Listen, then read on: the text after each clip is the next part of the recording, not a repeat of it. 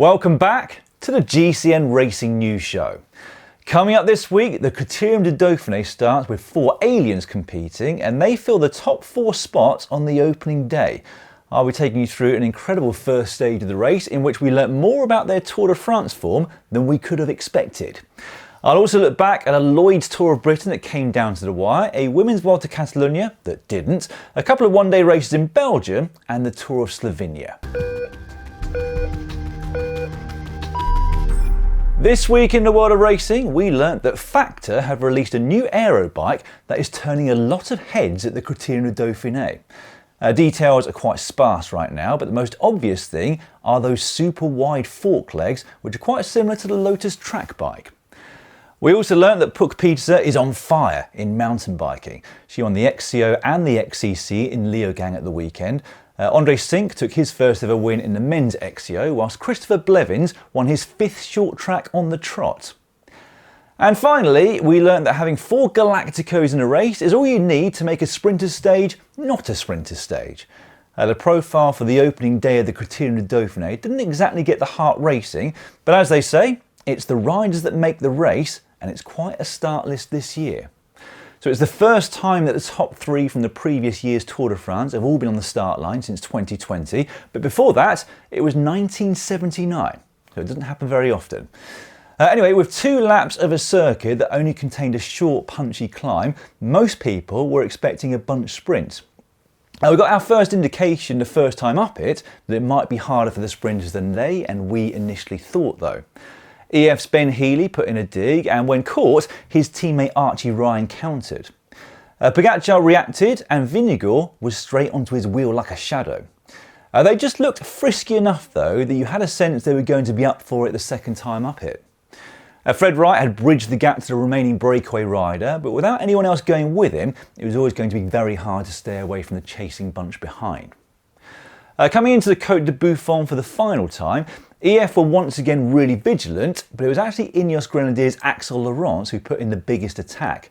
He averaged 821 watts for 34 seconds in that move that was tracked by Lucas Nerurke of EF.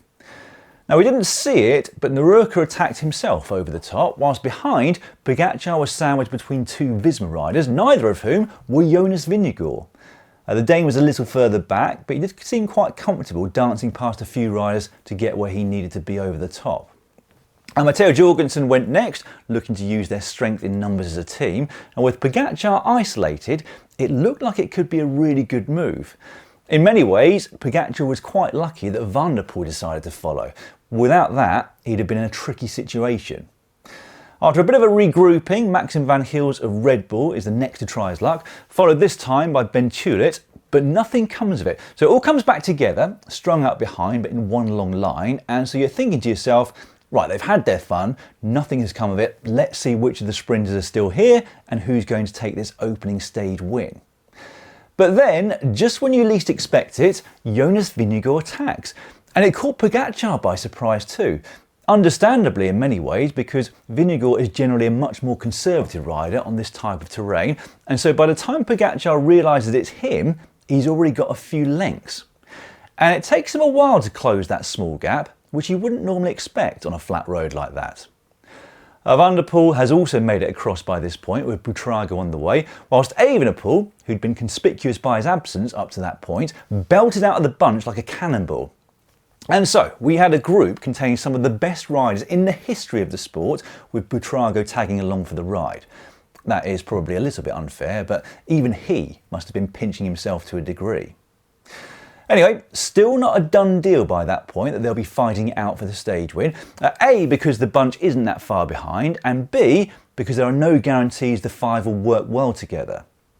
There was a bit of hesitancy amongst that front 5 initially, which was to be expected, but they all did enough work to give themselves a chance of staying away. In the closing stages, it was still touch and go, and because of that, Mathieu Van der Poel did one last very big pull to try and ensure they stayed away. Buitrago then proceeded to start his sprint with about 500 metres to go. I can only presume it was meant to be more of an attack than a sprint, but then Van der Poel is either overconfident or he panics and he goes with 250 metres to go. It turns out to be the perfect lead out for the others though, and so as he fades, both Pogačar and Vingegaard manage to get past him. Now Pogačar takes the win, but Vingegaard is the biggest surprise. He was coming up fast at the end there, and that was my main takeaway from the stage. Jonas Vingegaard looks sharp.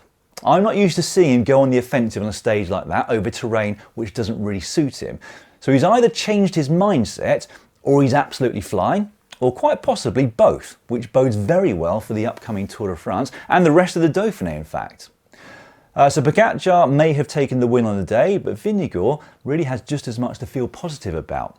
He will start today's stage wearing the green jersey on behalf of Pogačar, which can't have happened many times before, whilst Evenepoel will wear white as the best young rider. Great as well to see Mathieu Van der Poel looking decent. I think we were all a bit worried after his recent crash and fractured scapula in the UCI Mountain Bike World Series, but thankfully it doesn't seem to be bothering him too much. Right then, over to you at home. Based on what you saw on that opening stage of the race, who do you think is going to win the Dauphiné? And has it changed your thoughts on who is the favourite for the upcoming Tour de France?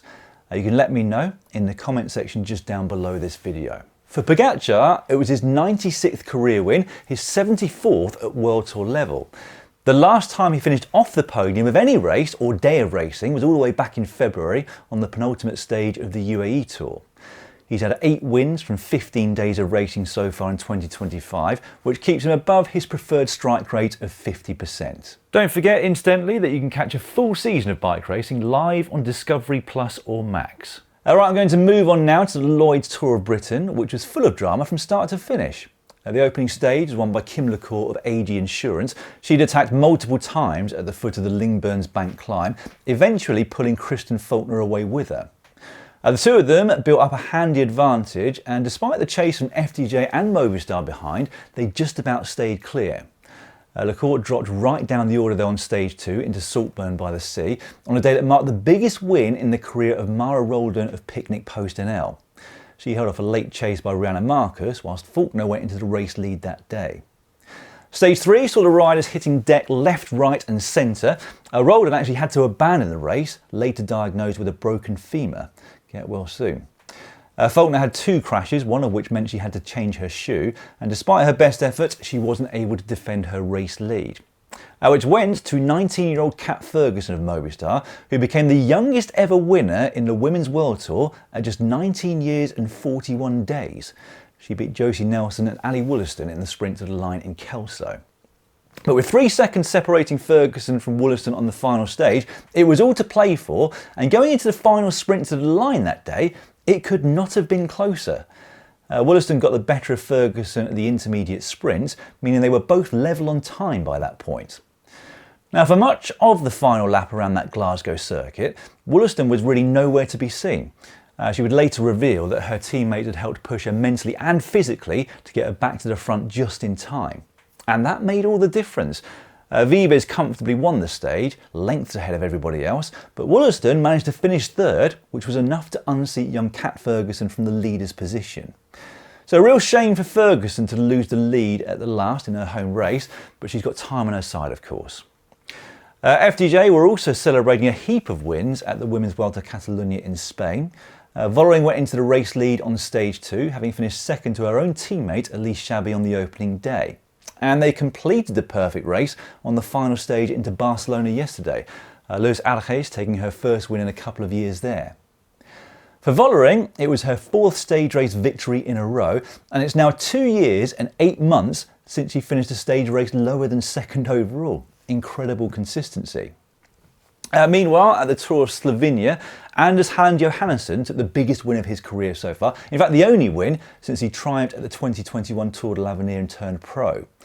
It looked for quite a long time like it was his twin brother Tobias who'd be the more successful of the two, to the point where Anders had considered retiring not so long ago. But thank goodness he didn't. He looked fantastic all through the Tour of Slovenia, finishing 2nd to Fabio Christian on stage 2, and then going into the race lead 2 days later on the Queen stage. It was a good week for Dylan Groenewegen and Jaco Alula as well. He won stages 1 and 3, whilst UAE also ended up having a decent week, despite Rui Oliveira being relegated for a deviation so small you'd be hard pushed to see it with a magnifying glass. I was absolutely gutted for him that day because that had initially been his first ever pro win on the road. His brother Ivo went some way to making up for it by winning the final stage into Novo Mesto, whilst Kirilo Serenko won the Queen stage from the breakaway for his team. Worth noting as well that the best young rider at the race, Jakob Umzel of Bahrain, only turned 19 a couple of months ago, but not only did he win the white jersey, he also finished 4th in the general classification. So it looks like Slovenia might have another star in the making. Right, I'm going to move on to some other races now, starting with yesterday's Brussels Cycling Classic. Despite multiple ascents of the Muur van Gerardsbergen and the Bosberg, the race did come back together for a bunch sprint, which was won by Soudal Quickstep's Tim Merlier. His record this season really is quite incredible. He's contested 11 bunch sprints and he's won 8 of them, which is a 73% strike rate. Not half bad. And I can't wait to see him line up at the Tour de France against the likes of Milan and Philipsen as well. The race rounded off a great weekend, in fact, for the Belgian squad, who'd also won the Halen Vastgoed Heist de Pijl with Paul Magnier the previous day.